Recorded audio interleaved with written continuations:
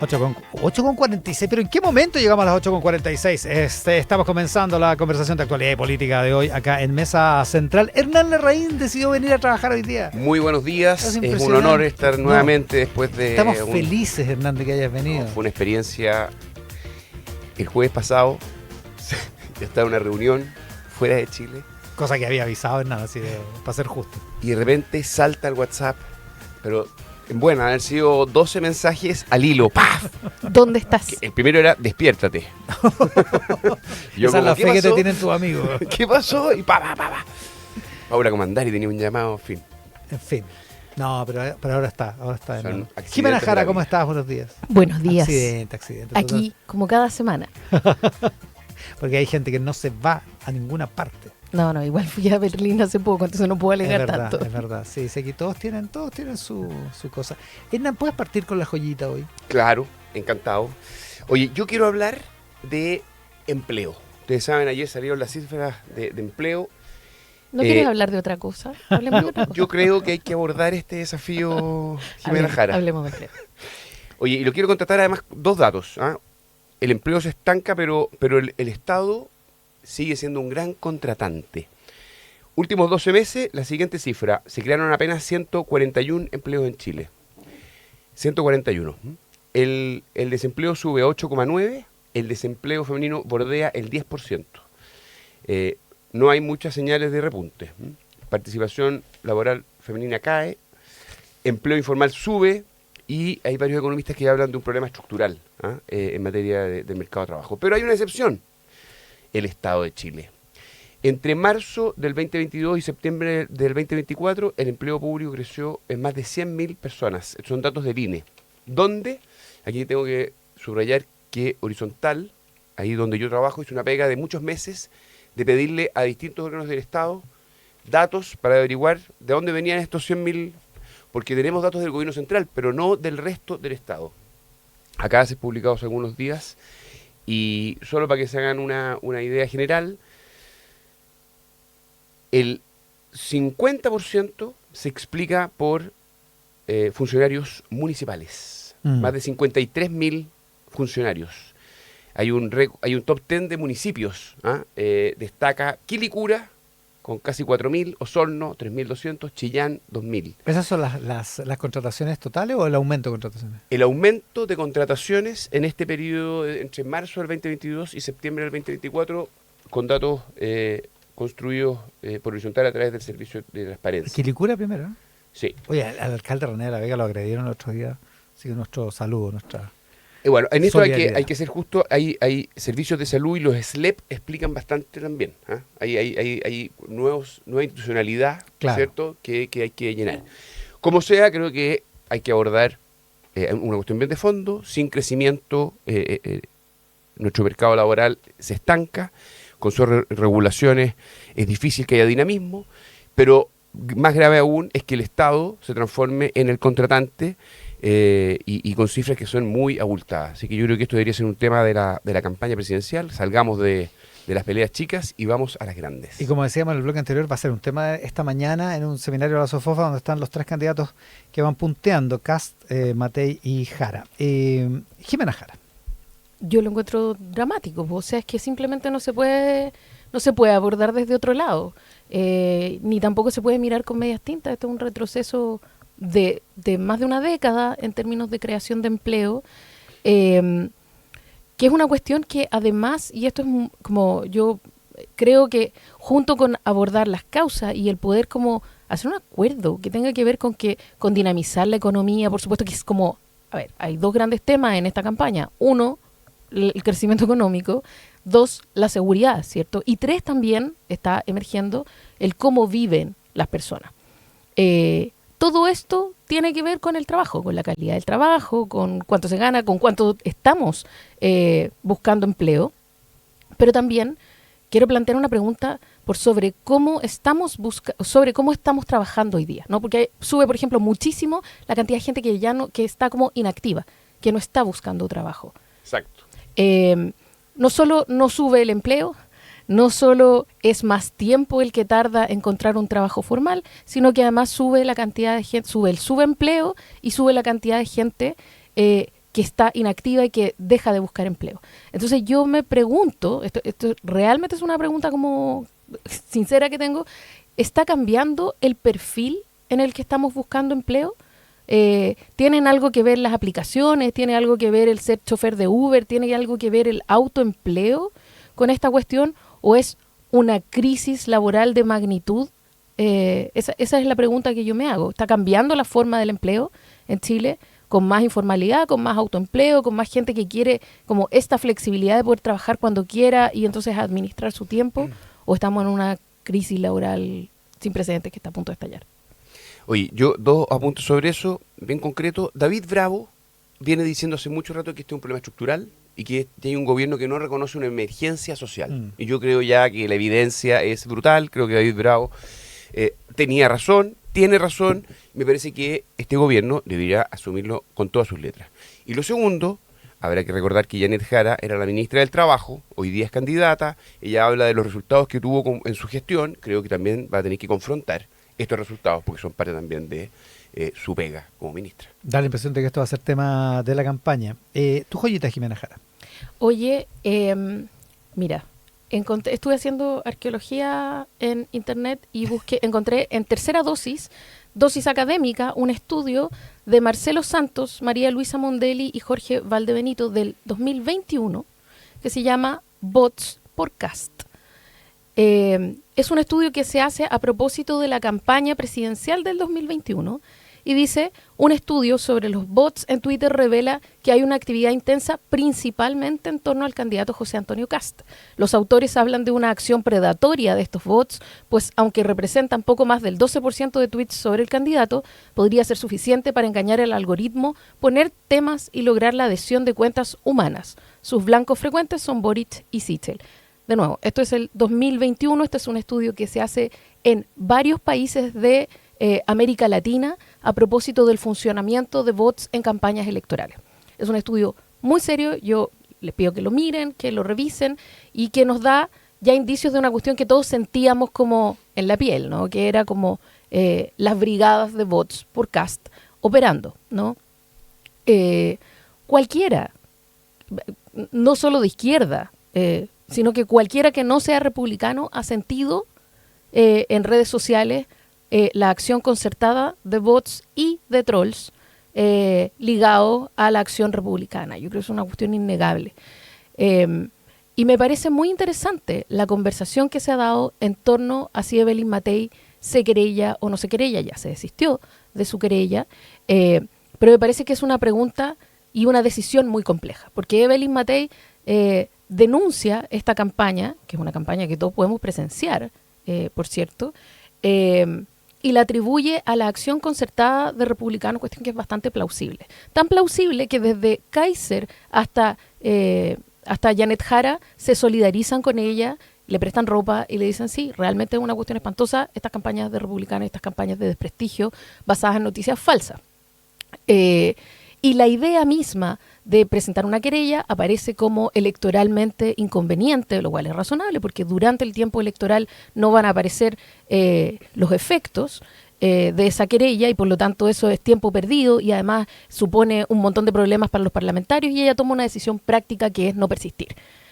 Pero, y desde trabajando en la comunicación política, yo me pregunto por el valor también de establecer un precedente, porque el funcionamiento democrático no es solo en elecciones. Entonces el problema que tenemos es que estas noticias falsas empiezan a operar en torno a campañas. Lo vivimos a propósito del apruebo también, que se decían cosas mentirosas sobre lo que tenía o no tenía la propuesta.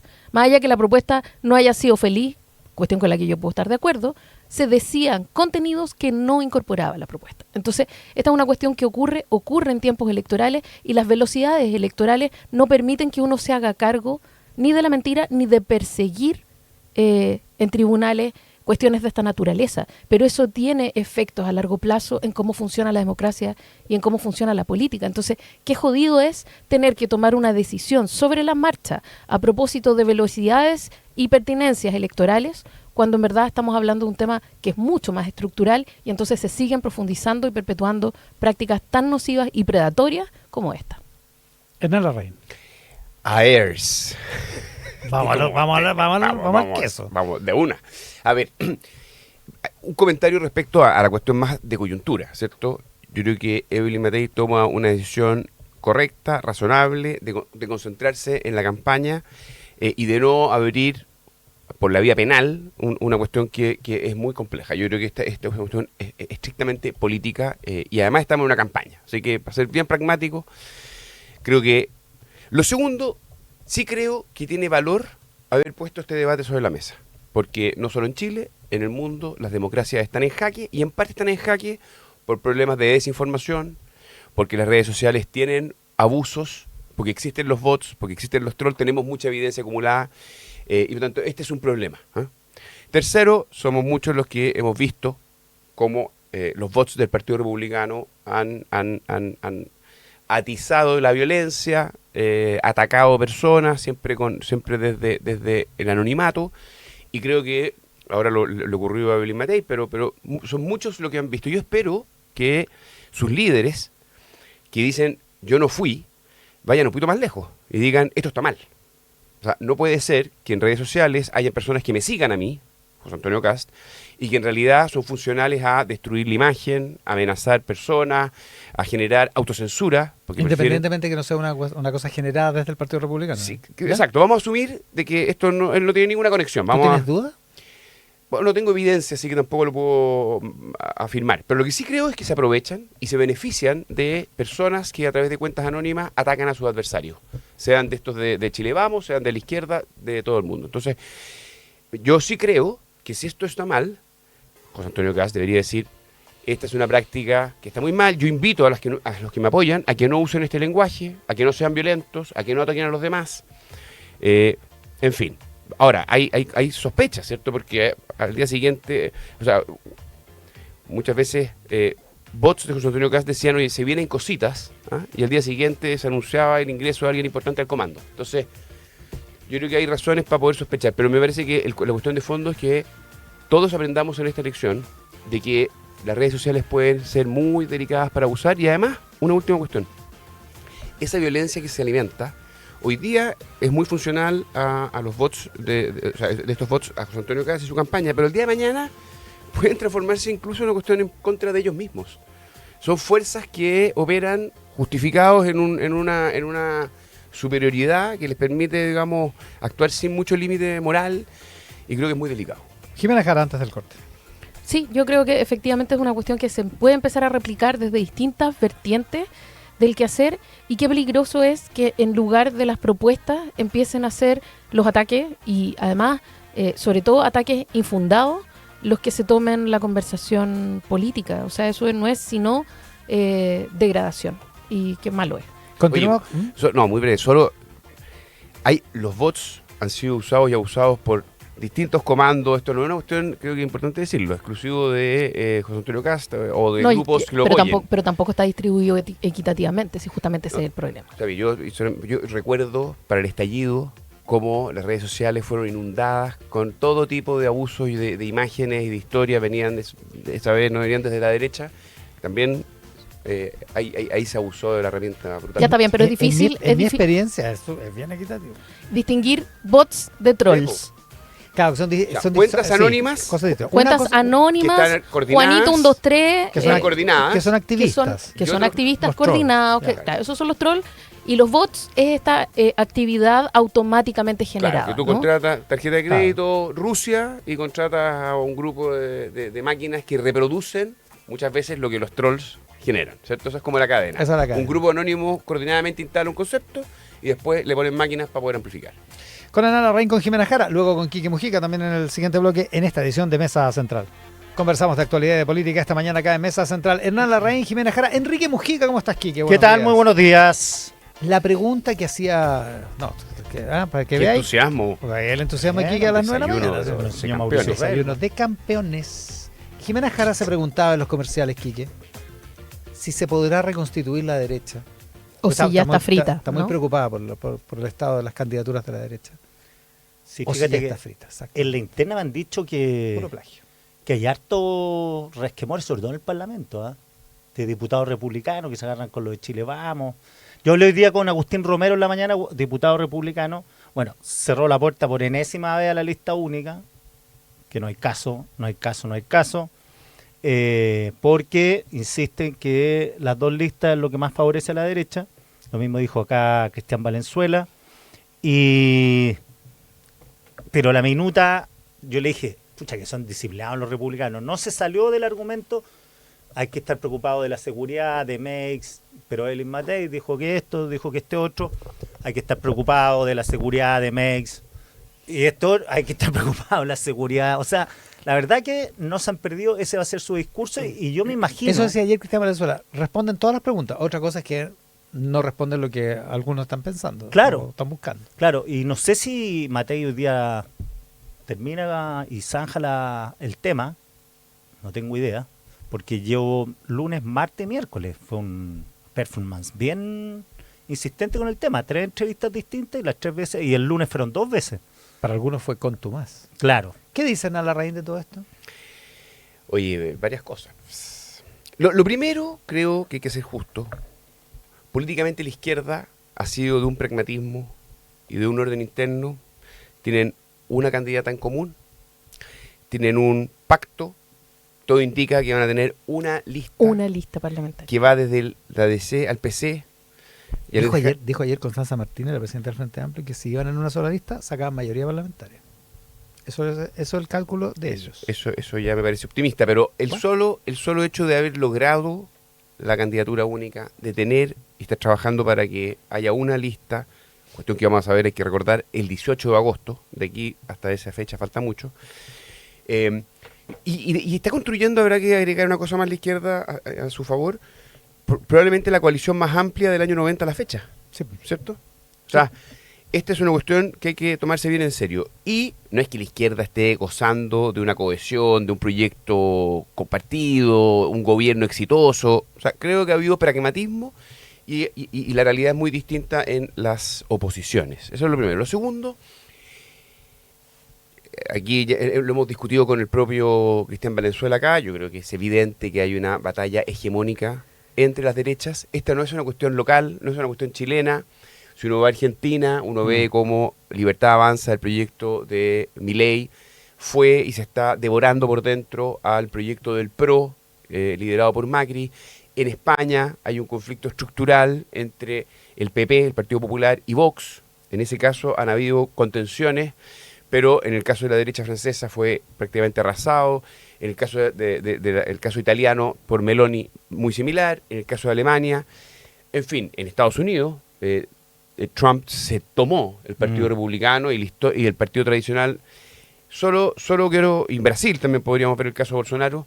Y lo que estamos viendo aquí es algo muy similar, porque el Partido Republicano no viene a complementar la centro-derecha o la derecha, viene más bien a reemplazarla, porque tiene un proyecto que considera el de la derecha verdadera y nosotros una distinta. Y yo creo que es por eso que van a haber en la práctica 2 o 3 listas, porque el señor Franco Parisi yo creo no lo considero de derecha, pero sí lo considero de oposición, y por tanto, no, sin duda, ahí donde la izquierda va a tener una, nosotros probablemente vamos a llegar con 3 el 18 de agosto. Y va a ser una candidatura poderosa.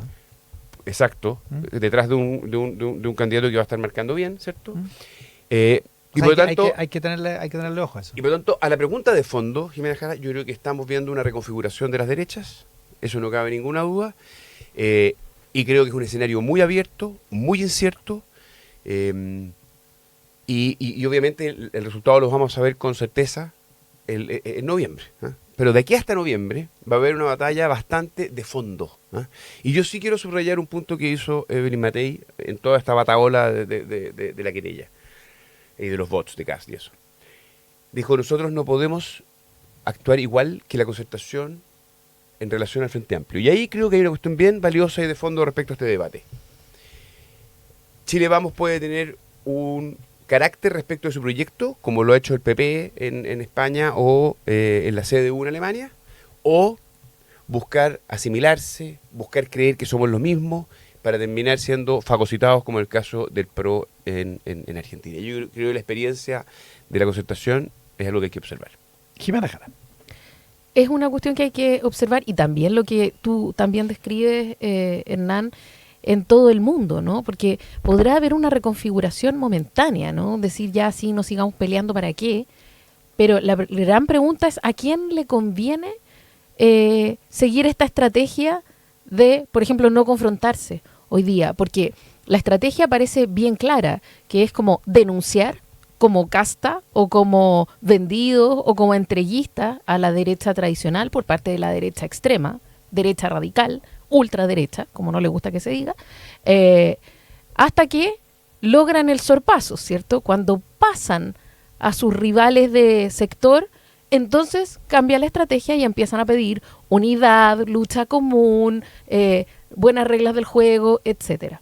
Entonces, pasa ahí una cuestión que es bien compleja, que es como la paradoja de la buena conducta, que es que quiero generar acuerdos, quiero ser moderado, no sé qué, y se me denuncia por esto, estoy pensando en la derecha tradicional, y luego los otros me están pidiendo que yo sea seria, que me enfoque en la finalidad, en poder enfrentar a la izquierda, etcétera. Y entonces esa ha sido una doble trampa con la que todas las derechas tradicionales han terminado siendo fagocitadas.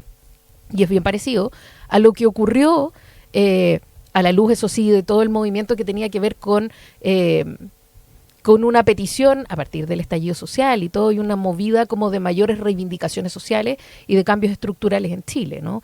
Que ahí parecía que la voz de la razón, entre comillas, o la voz del sentido común de las grandes mayorías parecía llevarlo un sector más radicalizado de la izquierda, y entonces la centroizquierda o los sectores más moderados de la izquierda se quedaron como sin conducta, se plegaron a unas ideas que no necesariamente eran las propias, se plegaron también a un mea culpa que era excesivo, y terminaron también como vagón de cola de una fuerza que no era la propia. Entonces hay ahí una trampa. Yo por supuesto no tengo ninguna receta ni ninguna respuesta, pero así es como ha funcionado. Entonces la pregunta es, ¿le conviene a esa derecha plegarse a esta idea de decir sí, nos vamos a portar bien ahora? Y porque eso es entregarse a ser vagón de cola a todo lo que venga después. Ahora la pregunta para la derecha, creo, he hablado con gente de la UDI, que ya años militando en la UDI, y me dice que harto UDI va a votar por Kast. Sí, Que lo sienten más cercano a Kast por una cuestión de historia, de talante, de postura. Entonces, mi pregunta es, ¿no es acaso la casa de la derecha?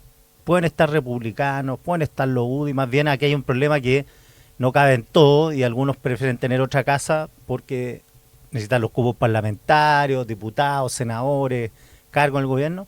Salvo yo sacaría de acá a Evópolis. Yo creo que lo único diferente dentro de la derecha en general, por el estilo, pero los estilos al final se soslayan.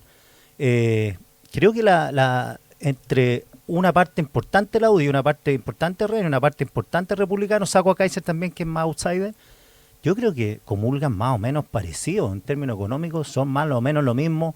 La visión del gobierno Pinochet, de la dictadura, te podría decir que es más o menos la misma.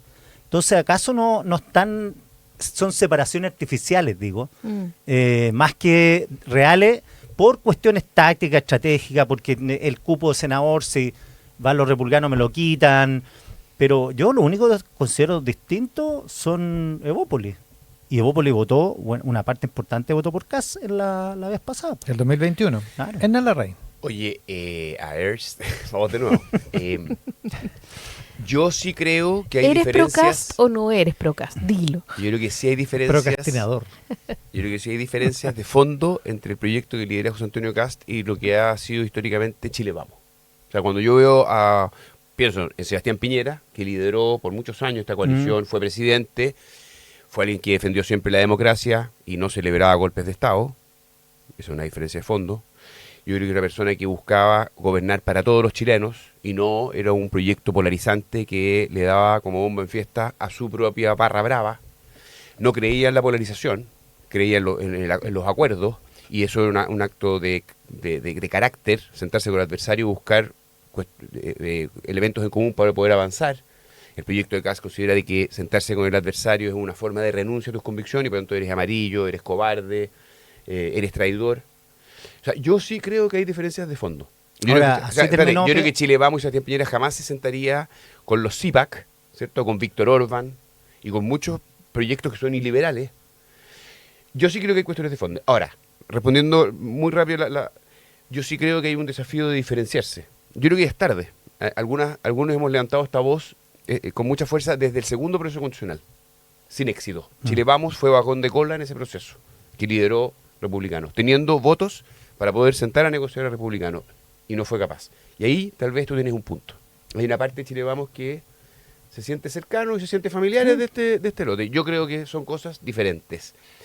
¿Y qué hemos aprendido con esto? Termino mirando al mundo de los proyectos, de ahí donde hay centros derechas tradicionales, para poder contener el avance de los proyectos más radicales. Creo que el PP y los alemanes son los que tienen, es básicamente transmitir a la ciudadanía: vota por experiencia, vota por seriedad, vota por proyectos dialogantes y no polarizantes, y vota por quien es capaz de producir los cambios con tranquilidad, gobernando para grandes mayorías y no para las esquinas. Hay una cuestión bien de fondo, que yo creo que lamentablemente no ha sido una ruta que se tomó, y eso ha tenido, hay que decirlo con todas sus letras, a un Chile Vamos bastante desdibujado.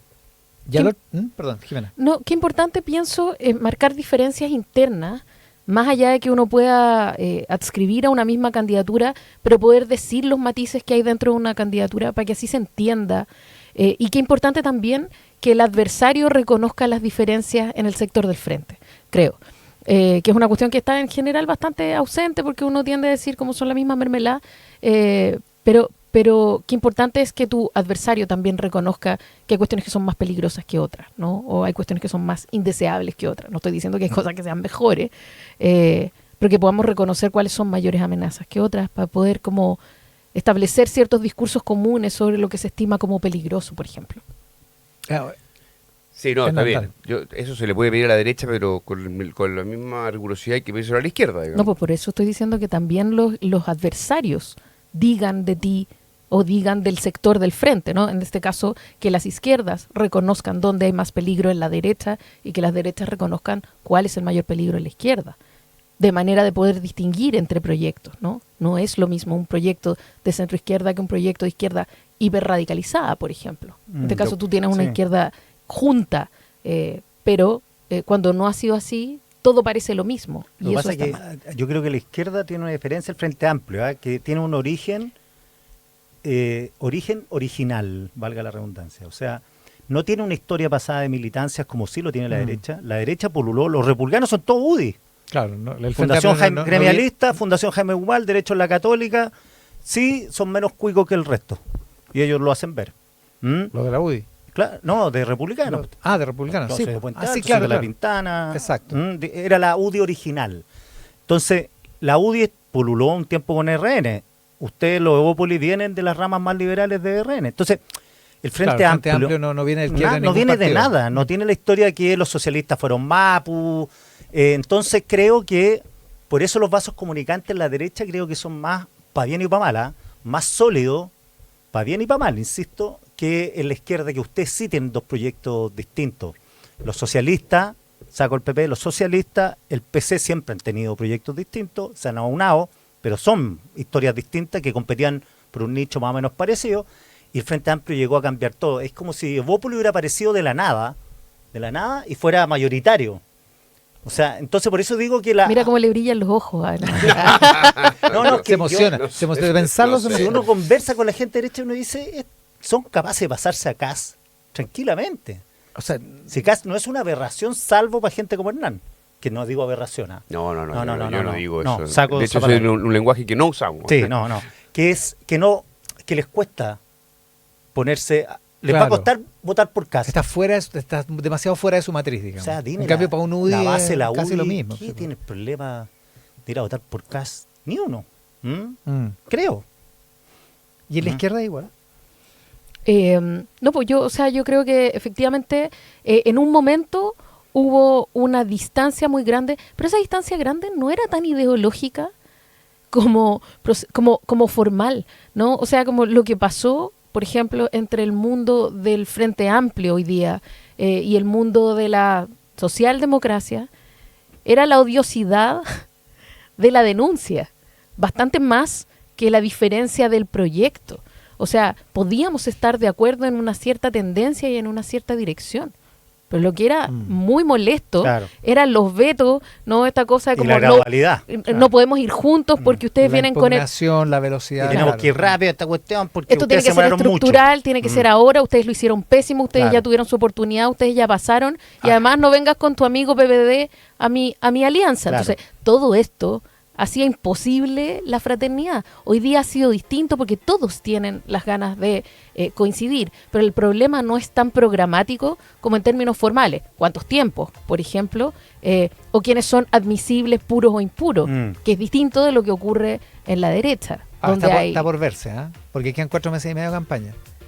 Y cuando empieza a crujir efectivamente el tono socialdemócrata de Janet Jara, en una parte que no se siente identificada con la socialdemocracia, con toda legitimidad y razón desde ese punto de vista, digamos. O sea, si Jara baja la encuesta, va a empezar la estampida. Va a empezar la crujidera. Claro.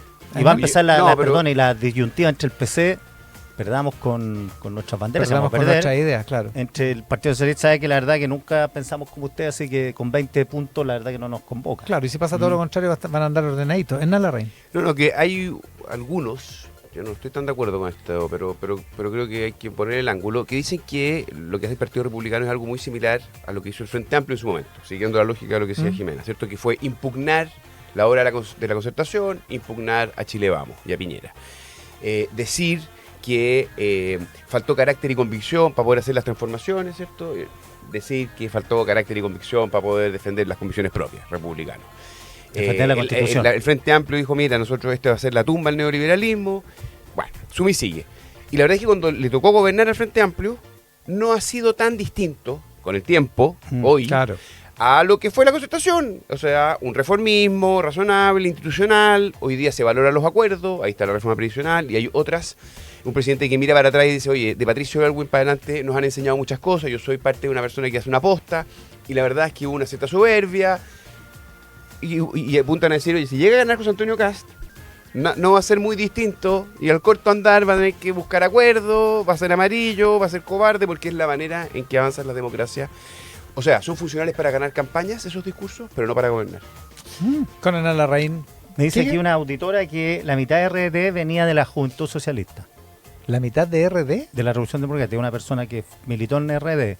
Claro, yo le pongo que eran muy chicos. Claro, pero el origen era el NAU. Claro, porque José Antonio Cast ya era grande cuando se cambió la UDI a Claro. republicano. Claro. O sea, eran jóvenes. Claro, también puedes decir de Manuel Antonio Carretón, que sé yo, que está en el Frente Amplio. Claro. Y de otro. y de Igual otra la gente. mitad de esa mitad ya volvió al Partido Socialista. Ah, Eso nomás. se Con agrandaste, Jimena Jara, con Chacarita. Hernán Larraín y con Quique Mujica en esta conversación de política y actualidad. Jimena Jara, tu recomendación. Oye, estoy escuchando un podcast hermoso, emocionante, también alarmante y que da para reflexión hoy día a propósito de la polarización y el estado de las cosas. A ver. Se llama La memoria del algodón.